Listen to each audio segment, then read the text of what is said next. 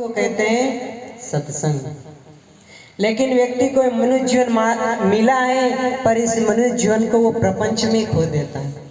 रात दिन जा रहे हैं, हमारा जीवन हमारी आयु जा रही है, लेकिन वो सत्कर्म, सेवा, भक्ति, दान, परोपकार के कर्म नहीं कर पा रहा। तो शांति, आपके जीवन में शांति आएगी विषयों के त्याग से। क्योंकि स्वामी शंकराचार्य कहते हैं, बद्धो ही कोयो विषयानुरागी, कोवो विमुक्ते विषय विरक्ते, घोरो नरकम की स्वदे, कृष्णा से स्वर्गम पदम की मस्ती। बधा हुआ कौन है जो विषयों में आसक्त है, छूटा हुआ कौन है जो विषयों से वैराग है। और इससे बिना त्याग, वैराग, बोध, विचार के और पारखी संत गुरुजनों के सत्संग बिना शांति नहीं आ सकती और विषयों से नहीं छूट सकती। शांति भय मन राग गए पर, आपके जीवन में शांति तो आएगी, लेकिन मन का राग जाने पर। मन का राग कब जाएगा? जब आप उसे हटाना चाहेंगे, राग को निकालना चाहेंगे, तभी राग जाएगा। और आप राग को तो नहीं निकालते और नाना प्रकार का दूसरा राग अपने जीवन में भरते रहते हैं।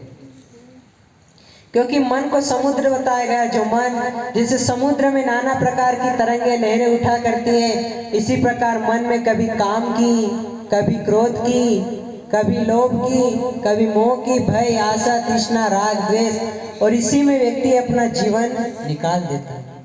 संत गुरुजन बताया करते कि ब्याह की चाह उठे मन माही, तो 15, 20, 25 जो कीजे, 30 भये जब खीस भये, 40, 50 में नाम न लीजे, और काम का वेग उठे मन माही, कर ज्ञान हृदय मन माही रहीजे, और 60 मरस में मन ललचाए, तो काढ़ के जूता कपार पे दीजिए। इतना जीवन हमारा सत्संग में गुजर गया, सेवा भक्ति में गुजर गया, और बीड़ी, सिगरेट, तंबाकू, इन आसक्ति को नहीं छोड़ पा रहे, छोड़ना नहीं चाहता। कहता तो है कि मैं विषयों से वैराग रहना चाहता हूँ, विषयों से मुक्त होना चाहता हूँ, लेकिन भीतर भीतर घर मूसा हूँ। भीतर से नहीं, बाहर से। बाहर से तो कहता है कि मैं संसार से दुखी हो गया हूँ। क्योंकि व्यक्ति सुख किस में मान रहा है? या तो प्राणी में या पदार्थों में। जिस शरीर में सुख मान रहा है वो शरीर तो नाशवान है, जिस प्राणियों में सुख मान रहा है वो प्राणी मनवशी है, जिन पदार्थों में सुख मान रहा है पदार्थ तो विजाती है, इनसे सुख नहीं मिल सकता। क्योंकि देह में सुख मान रहा है, जाहि देह माई तू अनेक सुख मानी रहे, ताई में विचार दे कौन बात भली है। मेद मांस मज्जा रख रग में रखत बिरो, पेट ही की पिटारी ता में ठोर ठोर मली है।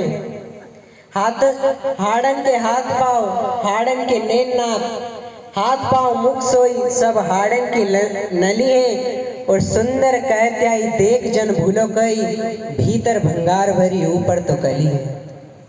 भीतर तो सब 10 द्वारकों में नरक में ही भरा है, नरक ही भरा है, तो भी व्यक्ति इसमें सुख मान रहा है।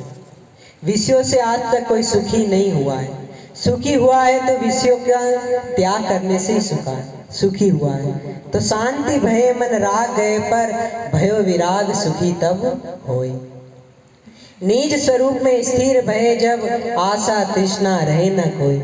जब जीवन मुक्त जीते जीते जीवन मुक्त अवस्था बना लेता है, जीवन मुक्त के बाद जब वो विदेह मुक्त हो जाता है तो अपने स्वरूप में ठहर जाता है। ना किसी प्रकार की उसके जीवन में आशा रहती है, ना तृष्णा रहती है। पारक बोध भयो जब जीव को कलह कल्पना जाए भिगोए। क्योंकि पारक बोध कहाँ होगा? सत्संगत में जाकर जानो सार असार, और भ्रम भूल सारी मिटे मिले बोध अक्सार। कहाँ पर? सत्संग में जाकर। क्या जानना है? सार असार। सार क्या? मैं सार हूँ। और ये पंच तत्व, जिन सुख शांति व्यक्ति किससे मान रहा है? इन पंच तत्वों में। पृथ्वी, जल, अग्नि, वायु, आकाश।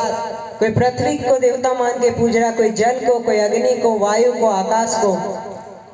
वो जड़ है, ना वो स्वयं को जानती है ना दूसरे को। और चेतन जी 5 तत्वों को भी जानता है और अपने आप को भी जानता है। तो पारक बोध भयो जब जीव को, कलह कल्पना जाए भिगोए। व्यक्ति के जीवन से ये कलह कल्पना कब जाएगी? जब वो निकालना चाहेगा। राम स्वरूप दास निज पद को, गुरु की दया ते जाने कोई। समय पूरा हुआ, यही वाणी को विराम देता हूँ। बोलिए श्री सद्गुरुदेव की जय।